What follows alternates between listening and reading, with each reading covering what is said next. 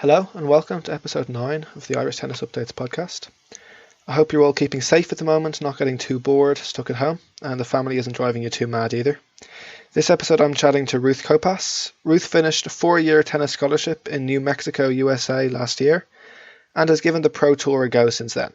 We chat about how she got into tennis, why she decided to go stateside, her favourite thing about tennis, and much more. Without further ado, let's get into it. Right, so Ruth, if you could choose one superpower, what would it be and why? I would choose super speed, just because I think it would be cool to just be the fastest person on the planet. And also, I guess running down tennis balls and hitting them faster would be ideal. It could come in handy. It would definitely come in handy, yeah. A lot of winners there. Yeah.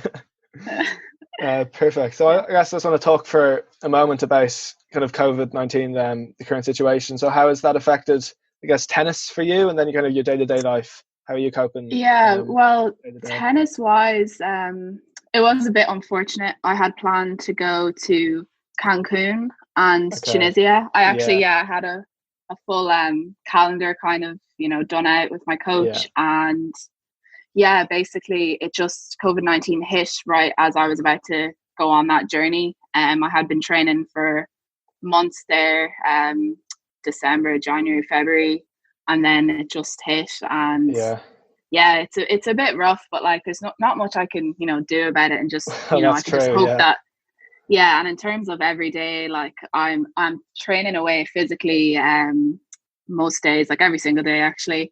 Not much else to really be doing. And then we have a wall down. We have a wall down the back of our house. Now it hasn't really got concrete on the bottom, but there's only so much I can do with the wall. But I have been trying to hit some tennis balls here and there. So then when I do a few volleys, even maybe just a few volleys. A few of those challenges and stuff. Yeah. That's really it in terms of. But I'm still keeping active, doing all I can. Yeah, I think that's the best you can do at the moment. Just keep ticking along and hope we can get back to normal life in tennis as soon as possible. Yeah, I'll be dying to get back. Like, so I guess it is good. Yeah, a good bit of a break as well mentally. It's been needed, I think. Anyway. Yeah, I'd say that first tournament back will be a nice one. Whenever it may be. Yeah, it'll be refreshing. Yeah. Yeah, for sure. So I guess I want to go back a bit to your kind of tennis journey, how tennis started for you. So where did tennis start for you, and why did you choose tennis over other sports, maybe, and kind of take tennis more seriously? Yeah, so tennis started for me in Dundalk, actually. My dad put me into tennis. I was always, itching to do something, and I just, had all that energy, and he was like, right, she needs to go into a sport, and he put me into tennis. I think as well, so we kind of have a holiday home in Clarhead. It's nearby, like 20 minutes, and a coach from Dundalk would come up there every summer, like growing up. So I was kind of in and out of those little tennis camps, and then we found out he was in Dundalk too. So his name's Jim Pringle, and my dad put me in there with him. He was my mum's teacher in school, so there was a bit of a connection there. And I started out with him. I was about 11. And I just did like 1 or 2 lessons a week with him. And then after about a year, I progressed on to John's group. And I've stayed with John now till, this age. Yeah. And that's really, John. Yeah. That's John McGahan, is it, in Dundalk? John McGahan, I'm just going off first name basis there. Yeah, John McGahan. Sure, everyone knows him. Yeah, exactly. I'd say so you kind of trained with him for years, and you trained, I guess, several times a week and competed, and you're taking it seriously. So from about like 12 or 13 on, I trained with John. Well, I was only in at the start about twice a week. Everyone was just miles ahead of me, and just in all those Leinster tournaments, and I didn't have a clue. And then as the years went on, when I turned 16, I became number one. I kind of progressed a lot with John, and then I upped. Fourth year and fifth year, I think, was the year where I played loads of tennis. Usually fourth year would be the year, but I just still hadn't gotten to that level, I think, in fourth year, where I was like, okay, I'll just kind of drop everything. And I still had to attend school in fourth year. I was in the grammar in Dundalk. So I didn't fully pull out of school or anything like that. But then it was fifth year when the tournaments, I started playing a lot of Irish tournaments and stuff like that, and I was winning kind of the nationals and things like that. And and then sixth year, John put the idea in my head, like, oh, you could go to America, you could go to the US. And it was never a thought of mine growing up, like, and stuff, college in the US, because I didn't really know much about tennis then. But fifth year was definitely the year that everything kind of changed, and I was focused like solely on tennis. And honestly, like, I've always just been, from my start, tennis, just tennis. But like, there wasn't other sports. I never really did like hockey or anything like that. I just head down to the tennis club after school, do my homework, and just play tennis. Play some tennis, I kind of just had that focus. What's the highlight of your junior kind of days playing tennis? Maybe in Ireland or abroad, or whatever you might pick out as a highlight. I would say the highlight would be, well, a specific tournament probably would be the Irish Close. I think it was 2016 when I won that, and it was my first national tournament. And I just, it was just the feeling. And then I went straight on to Wimbledon, so it was really nice just to go and even just kind of celebrate at Wimbledon and just like watch all those matches, having just like won. It was like the big first, win for me, was like, because it was the first Irish title that I had won. And it was definitely just the highlight. And then when I won the Winter Nationals as well, having beat Carola in the final. I hadn't beaten her before. Growing up, like, I was a little close to her, but she would always just kind of kill me in the second set. So, and I was actually the highlight. I was 6-1, 5-2 down, and like 3 match points down in that final. Wow. So coming back from that, and I won 7-6 in the third. It was a bit of a mad match, but that was another. A bit of an epic. We've had a few epics, to be honest. But that 4-hour 41 there at Christmas was a bit of a heartbreaker. But it was. No, definitely those. Winning those 2 Irish titles would probably be the highlight. And having like my coach John McGahan beside me throughout all of that was just a really, coming from Dundalk and stuff, and it was just nice to like win a Dublin, national title. So that was definitely my highlight. Then on the other side of the coin, would you have a low point that might have been like, a big challenge you had to overcome at any point during your junior days? My junior days, it would have been probably starting out, honestly. I would play around Bettystown. I'm sure you probably know that tournament. And there was a few like 3 or 4 hour matches, and I eventually, won them. But starting out, like my first tournament in Dundalk, I lost 6-love.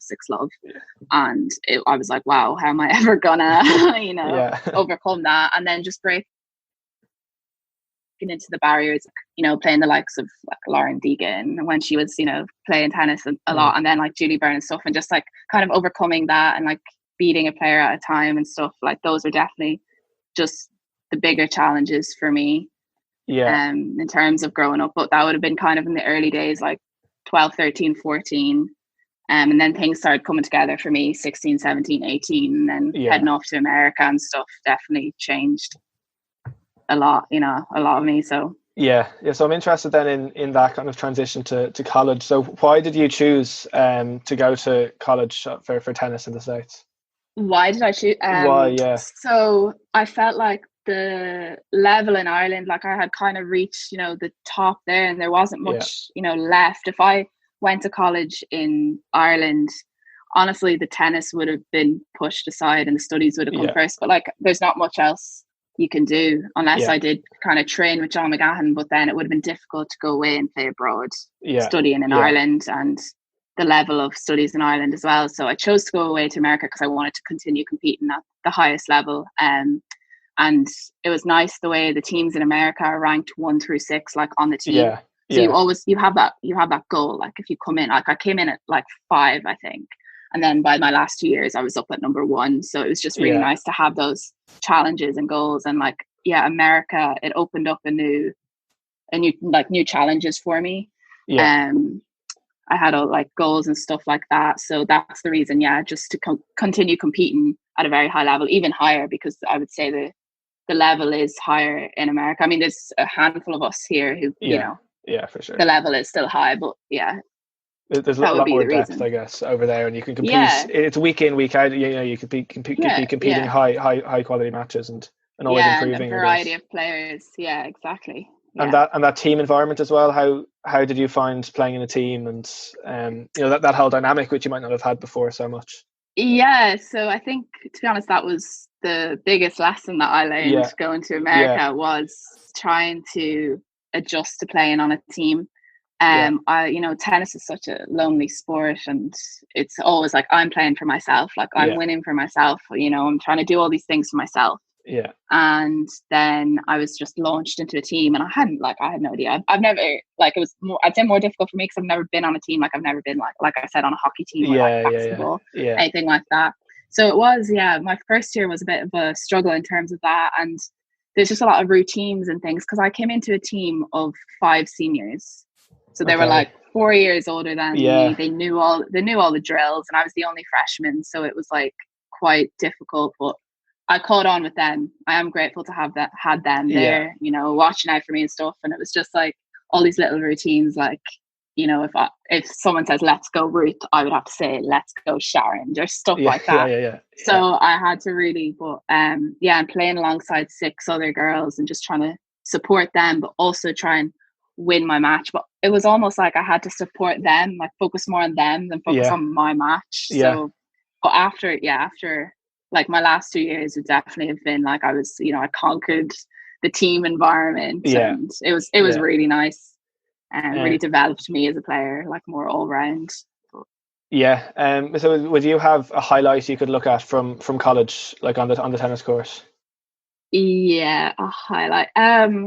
I would say winning my last match for New Mexico would definitely be the highlight of my college tennis. I would always hear these. I'd also hear these stories, and they'd be saying, like, from people in other sports, like older people, and how they lost their last match and how it kind of like sticks with them. So I had that pressure like going out to play that match, but we were in San Diego, and oh my god, the heat and the humidity, I thought I was going to die. But and she had actually beaten me, this girl, a few weeks before in 3 sets, and it was a bit of a heartbreaker.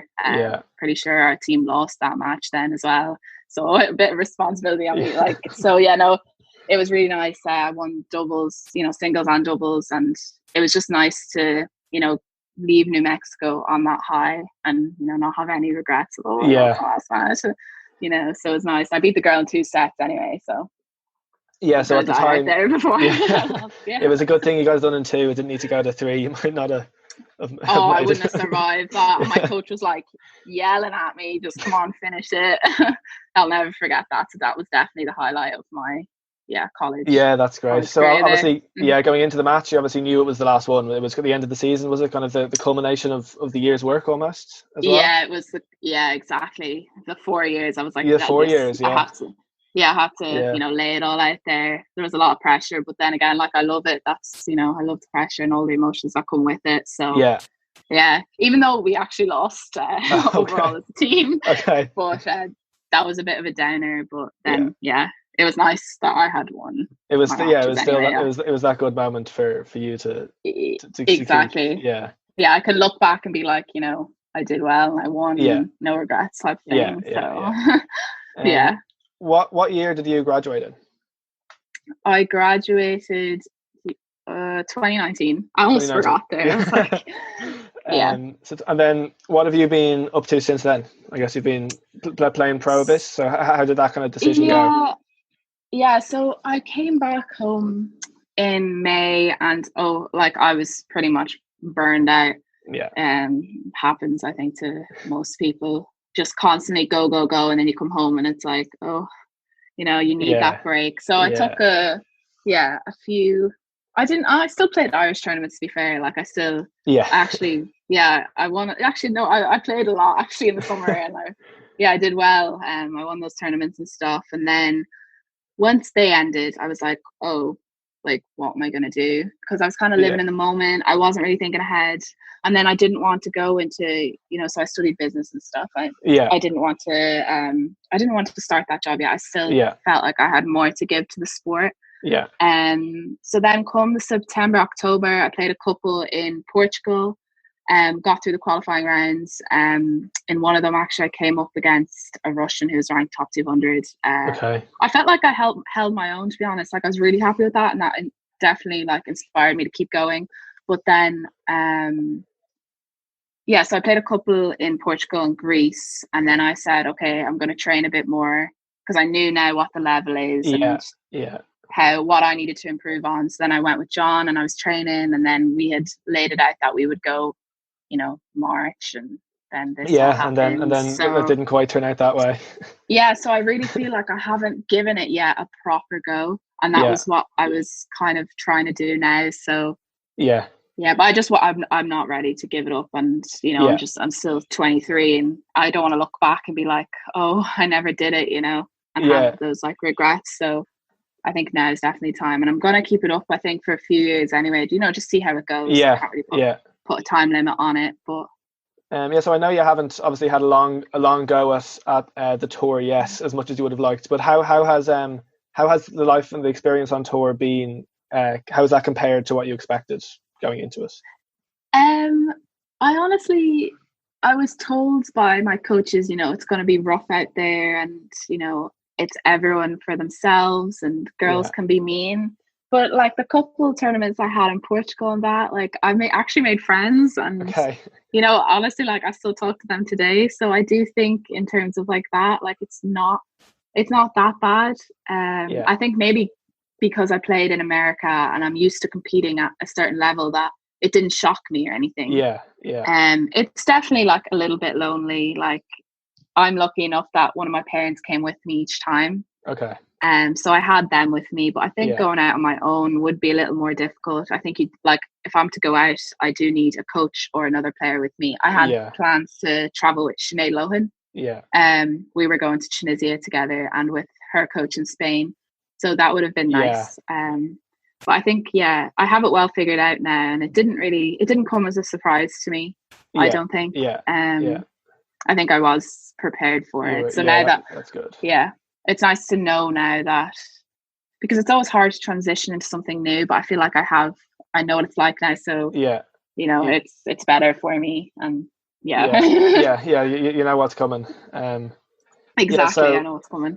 So when you've been off in the States, and even then when you were traveling Portugal, what do you miss most about Ireland when you're not here?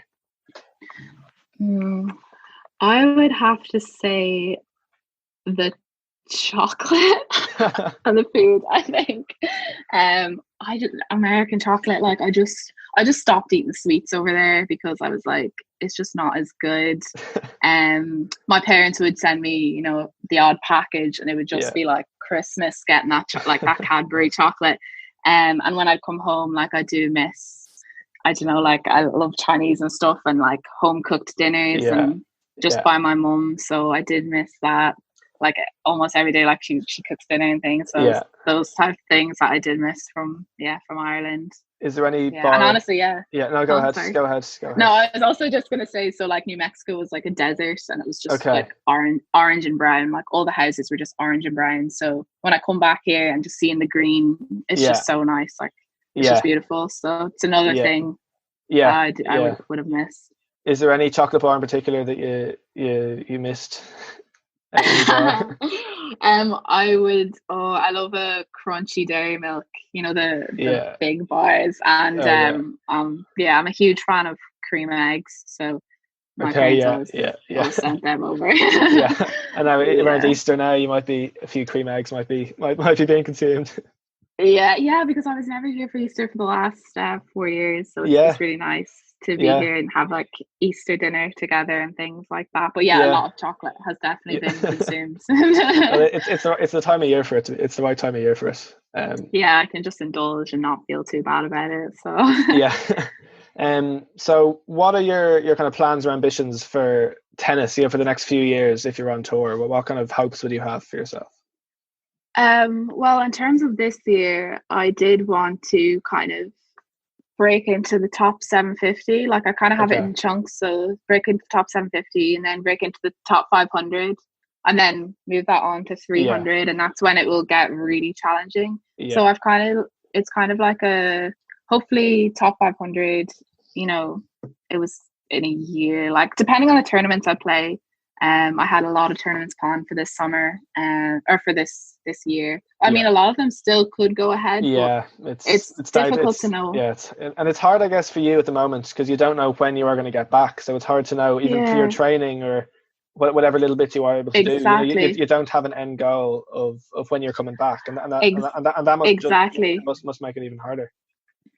Yeah, and then if we get out of this Ireland, it's not like I can go travel to Italy or Portugal or something like that. So it could be a while. So I kind of just have these rough goals. I'm trying to keep them in my head and give myself. I could just write this year off and add another year at the end. I don't know. Like I don't have a time limit, but definitely the goal. Like I would love to be playing top 200, top 150. That is the ultimate goal. And get to those Grand Slams. I get to the Grand Slams. Absolute dream. Absolute dream. Well, what's the best place you've ever played tennis? The best venue? The best venue. Or even a city that you really, really liked, or a place? I really liked Las Vegas. We were there a couple of times for regionals, but the courts are just beautiful, and just we never obviously went out or anything like that. It was strictly tennis, but just like going down the strip and all the things that came with playing tennis too was very cool. In Las Vegas, the courts were just absolutely stunning, and going there, it would always be hot, and I always just have really good memories from like warm, hot countries with blue skies. Like it's hard not to have good memories from those. So I would say Las Vegas. San Diego was gorgeous as well. Actually, New Mexico was like ranked top 10, I think, in terms of its facility in the US. Right. In terms of tennis, like we had just got a new facility. Gorgeous as well, just blue courts, Lobos signs all over, blue and red. It was beautiful. I really enjoyed playing at home as well, so they'd probably be my top 3 anyway. And then on the other side of it, what's the best place you've ever watched tennis, or your favorite tournament to watch? I've gone to Wimbledon a couple of times now. Nice.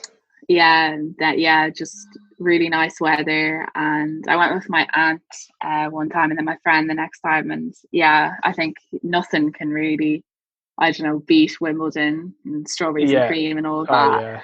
I absolutely loved it. It was such a good experience. I'd love to go to the other Grand Slams too. Definitely on the bucket list. French Open I think would be cool. What's your favorite thing about tennis? My favorite thing, I think competing. I absolutely just love competing. I just love getting on the court. I love that pressure and all the emotions that come with it. Like, I know I have to train and stuff, and it can be a bit of a grind, but I don't even need to. I feel like, I just rather just compete and just play matches like that. That's when I can just turn it on and I take it out another few levels. I feel like and my coach has always told me that as well, John, that I'm just, a match player. So I just love all of that. And going to America as well. Like I used to be quite quiet on court and not show any emotion. But going to America, we always have to cheer and, cheer on our teammates, like I said, and all of that. So when I came back, I was very, I'm louder now and more aggressive. And I think it's really helped my game. But definitely my favorite thing would be competing and just going out there and, one-on-one. Good. Are you ready to move on to the quiz and give the quiz a go? Let's go. Give it a go. Okay. We'll see. 10 questions. So question number 1, how many slams did Djokovic win last year, 2019? 2. Yeah, got it. 2. Perfect. Yes. Yeah. And what age is Djokovic? Okay, I'm gonna say 32. Yeah, 32. Got it. There you go. 2 out of 2. Okay, question 3 is maybe a tricky one, but who are the current world number 1s for women's doubles? The women's doubles number 1s. I couldn't answer that. Have they won recently? I believe they won Wimbledon last year. Yeah. I couldn't tell you. It's Shea Su Wei and Barbora Stricheva. the doubles and Oh, okay. No, I was very far off there. Okay, question number 4. How many titles has Federer won? So that's Grand Slams, ATPs, everything. How many titles has he won? In total? Oh, wow. How many titles? Okay, sorry. I'm being really slow answering these questions. No. I'm going to say in total. If you want a clue, do you remember last year he got to some big milestone last year? Oh my god! I'm going to say 105. 103. But I said I wrote down beside the question. I'll give it to you if you're within 3. So I'll give it. I was going for like 120, and I was like, nah, that can't be. But yeah. Okay. Yeah, no, then you said that, and I was like, yeah. 109 is Connor's target. He's going for. That's kind of his. It's the record is 109. So hopefully he might get that if he's looking. Oh, I hope he does. This year's not helping, but it's not.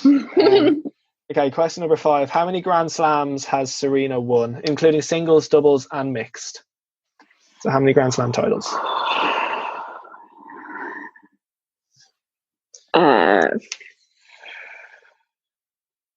31. Was that 31? 31. It's 39. 39. Oh, was there any points for being close to that? I don't think it's close enough for that one. Okay. I think it's 23 singles, isn't it? So then she must have 16 in the doubles. I knew. Yeah, I couldn't have answered the doubles one. Yeah. Okay, question number 6. So Nadal last year he won 4 titles, and that's not including Davis Cup. Can you name at least 2 of the titles, or as many as you can? French Open. Mm-hmm. US Open. Yeah. He didn't win he didn't win the Australian Open. No, he didn't. Oh, Indian Wells. Not Indian Wells. Miami Open. No. What's the one before the French Open? Well, I'll tell you, it's Rome. Rome he won. Ah, okay. And then I was thinking clay. Yeah, and then the last one was Montreal. So that was just yeah, okay. Yeah. I get points for that. Yeah, you got the 2, yeah. Okay, question 7. Who won the men's doubles title at the Australian Open this year? The Bryan brothers? No. It's that would be my only guess. Yeah, it's Salisbury and Rahm. Joe Salisbury, Rajiv Ram. They won it this year. I need to brush up on this doubles thing. Okay, question number 8. Which of the 4 Grand Slams is the newest? It was set up the most recently. Australian. Yeah, got it. Yeah. It was 1905. So well done. Okay, right. Question 9. Who is the clothing sponsor of Stefanos Tsitsipas? Oh, that's rough. I don't think it's Nike. Nope, it's not. I know it's not Adidas. Oh wait, Adidas. Yeah. Okay. Why didn't I just say Adidas? Okay. I know. I'll accept that. Okay, fine. I was trying to see your reaction. Okay, question number 10. Who are the last 3 women to win the US Open singles? The last 3. There's 3 different winners in the last 3 years. Wait, which Open is this? US Open. Okay. Last 3 winners of the US. Serena. Okay, you can name your 3 and then I'll tell you. Serena. Halep. Osaka. Osaka's right. Osaka's right. Oh, did I actually get the other 2 wrong? You did. Osaka's the correct one. Wait. I can't remember the name of that woman who's recently. Is she number 1? Not at the moment. She's up there. She's Andreescu is probably. Is that Andreescu won it last year, and then back in 2017, Sloane Stephens won it. Oh, okay. Oh, that would have been a good guess, like the American role. Yeah, a bit of a surprise that one. Yeah. Okay. I'll add up the score. Give me 1 second. Oh. Okay, that's 6 out of 10. So well done. All right, not bad. It's not bad at all. Not bad at all. No. above 5's all right, I guess. Yeah, it's a pass. I thought I'd do a lot worse. You surprised yourself. Yeah. Yeah, so I'll wrap it up there. So I just want to say thanks so much for giving up your time and for answering my questions. I really do appreciate it. Thanks very much. Thanks for having me. And good luck. Whenever we get back to competition, the very best of luck for your tournaments for the year and for going forward as well. All right, thank you. Thanks for having me on. I'd like to thank Ruth once again for her time, and thanks very much to you for listening as well. I hope you did enjoy this episode. If you did enjoy it, please subscribe, leave a review, and maybe tell a friend as well. Above all, stay safe. And I'm going to leave you with a joke. Not a tennis joke. Don't think it's any good tennis jokes. I'm going to leave you with a joke. What is the first thing that the monster ate after getting his teeth cleaned? The dentist. Goodbye.